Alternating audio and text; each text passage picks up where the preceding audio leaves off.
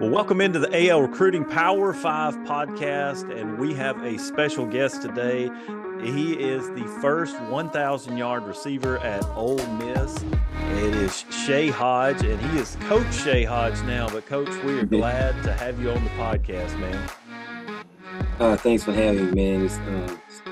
It's an honor to do it for you.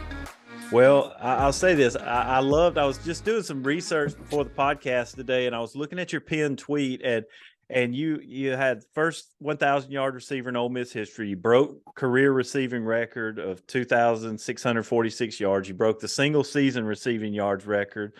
First team All-SEC 2009 and 2010. Honorable mention All-American, and led the entire SEC in receiving yards. But what I loved was your players that responded to that tweet. They were like, "Coach, you were a baller, man." That's kind of why I got it up there. You get older, the people that's older know who you are, but the young guys, they was too young. They probably weren't paying attention or anything. So having YouTube and having videos, because the way the world is now. If you ain't got a video of it, you ain't do it. Right. It don't matter what you say; it's what you can show. So, being a guy that trains kids and deal with kids a lot, it always meant a lot to me if the guy did it also. Mm-hmm. So, I grew up with Deuce McCall. Well, not grew up with him, but I got a chance to do a lot of things with Deuce McCall. So that meant a lot to me. So I try to use that in reverse with kids that deal with me. Knowing that, hey, man, my coach can do everything he asking me to do. I think that means a lot more. You were involved in one of the most controversial calls in the Ole Miss Alabama history. I mean, the red high heel on the field game. And you got to answer for all the fans that are watching. Were you pushed out of bounds, and did he touch the ball first? Yes, I was pushed out of bounds. He armbarred me out of bounds. And he he caught it first. He touched it first. Then I ended up taking it away from him, man. That was I felt robbed. That was like that would have been my first like huge play. I ended up making a lot of huge plays later on, but that was my sophomore year when I was trying to create who Shay Hodge was going to be in college. And when they got taken away from me, I was like, man, that was supposed to be my first big one. My really huge one to beat Alabama, man. So, but it happened the way it's supposed to happen. It'll always be remembered, and you always want to be remembered. So I'll take it. Yeah. Well, we got some 5 questions that we kind of have queued up. That's the format of this podcast. So we're going to just get started with question number 1. You were recruited by Coach Orgeron at Ole Miss. Like, what's your best recruiting story that happened to you throughout this whole recruiting process? Because that's what we're all about, is telling recruiting stories and helping recruit. So what's your best story you got? I guess I'll give 3, and I'll make it because they're kind of all different and they kind of short. But one was I was a basketball player too. Averaged 30 a game, hit 51 in the game. At 16 years old, I was ranked in the top 50 players in the nation with Kevin Durant and all of them. But so I always knew, I always thought I would go play basketball. But anyway, football took off in high school, and then in my senior year, I played an AAU game, and then when I got back to school, Tennessee seen me playing that game, and they offered me a scholarship. Like, they came to the school and offered me a scholarship and like wanted me to commit right then and there to them. And I was like, nah, but it was just wild to be a top football player and a top basketball player. That's what Bruce Pearl was there. So, they were running the gun, and they was good. So I was like something I really considered, but I was like, I couldn't make a decision that fast. So that's one recruiting story. Coach O recruiting story. He was just, he just make you want to run through a wall for him, man. He just, he's genuine, what he's saying and everything. If he like you, he like you. He's just like any other person. He's just a coach. So you look at it a little different. When he like you, like, you'll never see any of the bad stuff, like, any bad stuff he'll say to you and stuff. So ultimately, he just was a great recruiter. He could recruit your parents. He was great with moms, man. Just him just being him. But anyway, the last one was Southern Miss. Coach Hobson. He's at South Alabama now. But like, the recruiting story with him, he like, first he was at Ole Miss and he was recruiting me. Then he went to Southern Miss, and when my senior came, like, he would not leave me alone. I tell him this all the time. Like, he was trying to convince me to go to Southern Miss so bad. He was there every day, dang near. And he seen me play basketball, and he was like, man, after he seen me play basketball, he was like, man, he said he went back to coach. He said, Coach, you worrying about football coaches getting them. You ought to see this boy play basketball. He tell this story every time you see me now. He was like, this the first kid I seen that can go play. He can go play in the NBA. Like, this boy's this good. And so that story was always funny. So it's kind of like it's tilted towards basketball that made my recruiting stories more It was kind of funny because Ole Miss always had me on lock. I always wanted to go there. I wanted to follow Deuce McAllister's footsteps. He's from Morton, Mississippi, the same place I'm from. He's from the outskirts, which is Ludlow, but he went to Morton, and he looked out for me and helped me, throughout school with certain things. And so I just wanted to follow in his footsteps. So football recruiting wasn't that interesting to me, more with the basketball part. Yeah, for sure. Well, that's awesome. I honestly didn't know how good of a basketball player you were growing up. So a lot of people don't. Yeah, that's awesome. You were the first 1,000-yard receiver at Ole Miss, and you just think, what year was that? Was that 2009? 9. Yeah, yep, 2019. So 2009, you were the first 1,000-yard receiver, and I kind of started doing some research. I mean, there's been a few since then: Elijah Moore, AJ Brown, Laquan Treadwell, and there was Drummond. I think was I think Drummond got it. Yeah. And so there's been some since that happened, but kind of since you were playing, how much has offense changed? And then, of course, Ole Miss has coaches like Hugh Freeze and Lane Kiffin now. Like, how much has offense changed that really is making that happen? Man, it's changed a lot. Some people was doing it back then. You had Texas Tech running that type of offense, that wide open offense where you're throwing it a lot. It wasn't a lot of, and I don't think they were doing RPOs back then, but they just threw the ball a lot. It was on Mike Leach, RP, rest in heaven. But my coach says, let's say Coach Nutt and let's say Coach O. Both of them, Coach O was a defensive guy, but so a defensive guy normally gonna want to run the ball. So then also having Coach Nutt, he liked to run the ball, coming from Arkansas, having those great backs. So it was tough to get those 1,000 yards. Like I always tell people, I can debate that I was the best receiver ever to come through there because of the offense I played in and who I played with, playing with Dexter McCluster, playing in the 60-40 run offense that's going to run the ball way more than they're going to throw. But I always tell them if I played for Lane or if I played for Coach Freeze, the records would probably be unbeatable right now because when you can do that in the run first offense and you barely gonna touch the ball, now you really got to be able to get open, and they got to trust you to get open, or otherwise they're just gonna run the ball. Being a coach now, I get that, but when I got a dude at Jackson Academy, I got a dude, so I know that dude when I throw it, I know that dude gonna be wide open, and them the type of cash you want on your team. So ultimately, man, it's all changed. I love it for the kids, but I also am a little jealous. Like, man, I wish I got to play in it too. I want to put up 1,500 yards. I want 100 catches. I got 70, and I bite, clawed, and scratched for that. I played with Dexter McCluster. I feel like he was the best player to ever come through there, man. The most dynamic player for sure. So my touches were limited. So I had to learn how to be Batman, man. And a lot of those guys that broke the record, I had to learn how to be Robin. They was Batman. See, other people don't see that either. I was Robin. I wasn't Batman. It was Dexter. He was the man on the team, and I had to compliment him, and I found out a way how to do it. And it matched well, and that's one reason why we were so good. And but last thing I say again, I wish I did play in a more wide open offense that we just threw it all across the yard. I want to experience that, what it feels like to have 100 catches, what it feels like to have I had over 1,000 yards. I did the same thing in high school I did in college, but I want to know how it feels to get over 1,500 yards, 1,700 yards. Yeah. I want to do that with one of my kids one day, that I coach and stuff. If I got a dude that's like that, I want him to have over like 1,500 yards and 100 catches. Like, that's coming from a receiver. Yeah. But if you were playing for a guy like Lane, Lane, he finds one guy and he gives it to that. He would have fed you, man, for sure. Yeah. For sure. So, of course, we know the game's changed. How's recruiting changed? I mean, you are dealing with high school recruits now. You're helping them in that process. What are some of the biggest changes you've seen? There's more not based on social media, but it's kind of like more pushed towards social media than the old school way. When I came out, you had to make a disc, you had to burn the the VCR tapes to a disc and try to send it out to everybody, hope that they see it. Now with it being more digital, you could just shoot the film to them. But what I've learned in the recruiting game, and maybe it has always been like this, it's just now that I'm in the lane that I'm in, having people like me, a credible source, a person that's always going to have kids, that train kids, that make kids better and stuff, having somebody like me. So there's a million people that play football. A million kids play football. All kids get mad. They look at it in a self-centered way, which I get it because I was the same way. But I try to get them to see the whole picture. Like, you sending the film to them, there's a million kids doing the same exact thing you're doing.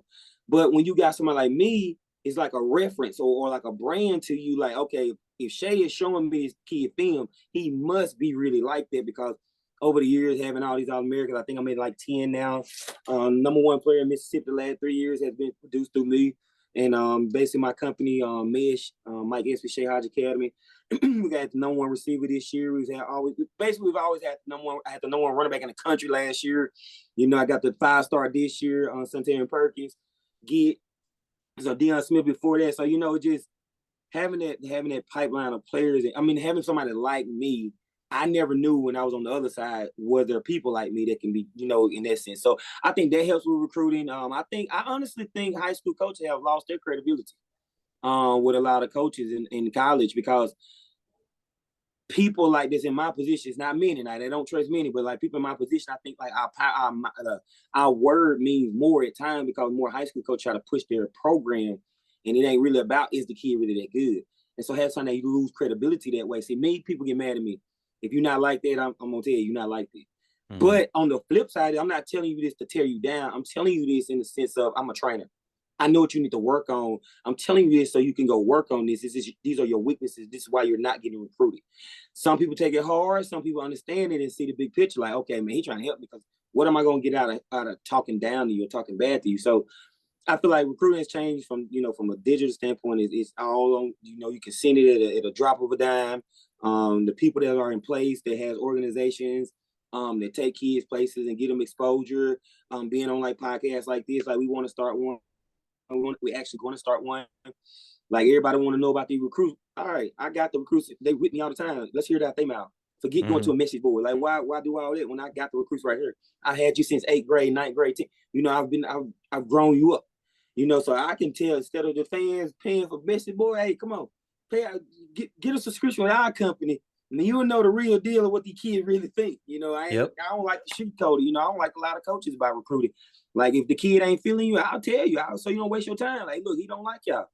Yep. Y'all do, and if there's a reason why, then there's a reason why, and I try to help you. But if they just don't like you and you wasting your time, I try to help them coaches with that type of thing. Because they got that's a hard job they got. Being on the other side, helping them and stuff, locate kids and stuff. I know it's a hard job. So just being in the position I'm in, and other guys that are in this position I've seen over, with OT7 and 707 World, and seeing these other organizations that are big time. Having people like that in place, it filters out all this, hey, he good, wasting time in recruiting. Yeah, I definitely think when you came out was really about the time, while you were in college, was really about the time Twitter took off. And what happened with social media was that it gave players direct access to college coaches. And in a lot of ways, I don't say it cut out the high school coach, but what has happened is high school coaches aren't always necessary. Now, high school coaches can still promote their players, and there are programs that do a great job at promoting them and putting them out there. But the coaches that aren't in tune to recruiting year round, they're the ones that are kind of getting left behind. And I even put out a short the other day. They're the ones that are frustrated when players transfer out of their program, because now with NIL stuff, kids are literally leaving money on the table if they're not working on the recruiting process year round. Fact. Because on the flip side of what I do, people get mad at me for it. And I always side with the kid. Like, it's what's best for the kid. And one thing I'll say I've been blessed with being trendy. Being trendy helps me with kids, and it helps me stay in the loop of, like, everything has moved towards, to the people that push their kids out and do the social media thing. You cannot be left behind. You're left behind, you will not have the kids you want. You will be mad all the time. And it happens for me. Like, doing the things that I do does allow me access to a lot of kids. And whenever I want them, if I want to pull the trick, I'm in private school. So that's what you do. You go and find kids. So I already got them. I look at it like this. I try to do it from a good-hearted standpoint of, like, because you got some friends in the coaching industry. You got people, that you just don't want to cross. So I look at it like this. If he's in a great situation, I'm not greedy. I don't need the kid. I don't need a kid. I'm trying to help a kid. I need a kid. I don't need him. I want him to need help. Like, if he's in a bad school district, a school that don't throw the ball, or got a big time quarterback, got a big time receiver, or just not in a good situation, that's what I want to help and take somebody from. And it goes piggybacks on what you said. Like, if you're not trendy, if you're not in the loop, if you don't know what's going on, if you think, oh, the game don't change, the game always change. Like it's always gonna keep elevating or evolving, whatever you want to call it. And you can't get left behind. And if you're gonna get left behind, you can't be mad. You gotta choose, you gotta pick one of those. Yeah. Hire somebody young. Yeah. And I don't want to beat this dead horse, but this will be kind of the last thing I'll say on it. But I know coaches want to win championships, and I get that. Like, that's what you're hired and paid to do, is win championships at the high school level. But it should not be missed on most coaches. These massive programs, these big high school programs that are putting out, great players and winning championships. If you look on their staff, somewhere they're paying a videographer, they're paying a photographer, they're paying somebody to run their social media, and they're paying somebody to handle the recruiting side of it too. And what's happening is players are wanting to go there to get the exposure. And by the way, they produce championships while they're there. Right. It's just like a college program. They just figure it out. Yep. You got to figure it out. With the coaching staff I'm with, they got it figured out. And I would only coach with certain people because, like, it got to be ran like a college program, man. You got to have it all figured out. Programs are different for those reasons. You got to know, you got to piece your puzzle together as a head coach, you're a general manager, man. You piecing the puzzle together. Yep. You got to have those people. Is exactly right. And so, kind of off of that recruiting side of things, what's your advice to players that are being recruited or that want to go through this recruiting process now? How are you advising them? First thing first, I want them to get the most opportunities they can. Like, I'll just go through like how I'll do it. You say, that'll get advice of how I do it. So I want them to get as many offers as they can. I don't care where it's from, where I want you to have the most opportunities you can have. All right. The second thing is, now we got, after that happens, or whatever you get, I want you to narrow down what fits you. Like, people know what they want. Like, does it fit you rather than does it fit the limelight of you or what you want to be? Like, and this school got four people in your position, but they want you, but you can go over here that ain't got all that, and it may not be as big of a school, but you can go over there and start and be the man and get film. Because the whole thing about it is getting the film. If you got aspiration to make it to the NFL, is to get film and experience, and then the last thing is, which is the first thing, you try and get your degree. Mm-hmm. So find something if you're really passionate about school, because most football players, I ain't gonna say, I'm speaking from majority, I think like they're most of the ones that in the realm of what I'm thinking of are trying to get to the league. So school is not their most important thing. They're not thinking about what I'm gonna do after. They're gonna use their career to play off of, like kind of like I did, play off of to get me where I want to go next in my career. Mm-hmm. So I think a lot of them do that. So if your deal is not school, then your focus got to be what fits you, what offense fits you, what defense fits you. Do they got somebody on their roster like you that you can see that you playing like or playing in that position, or do they throw it a lot? You a quarterback, you'll do a threat. Do they run it some? Is they straight drop back? Because at Ole Miss we had Brent Schaefer playing in the I formation. He's not an I formation quarterback. Put him in the system right now. He would go crazy. So he should have went to somewhere like West Virginia that was doing it, instead of the Ole Miss with us. Because you got to go back and look at this. Look at Miami when they won the national championship with Ken Dorsey. That was straight out of our formation, drop back pass. He wasn't there. So, just finding somewhere that fits you, man. And then if it is big or whatever, also look at the NIL side of it all. Get it in writing. When you're doing something it's supposed to be a deal, get it in writing. Don't just go by what somebody tell you. And then when you get, because coaches will get you there, and then now you're under their power. You can transfer out later. But like right now, you got to do what I say. If I told you a number, you ain't give me that number, they did it to me. I supposed to got 3. So when I get there, like, oh, what my number 3? This number 80. Oh, no, a senior got you. You told me I get it. We ain't trying to hear that. Man, what? This how I go. So whatever they tell you, get it in writing. So now you have something to hold your hat on. And yeah, I talked about NIL and having somebody to handle the NILs, people that know what they're doing and not trying to just get over on you. Having advisors, it's hard in this game because it's always new parents, younger kids, new parents that's coming up.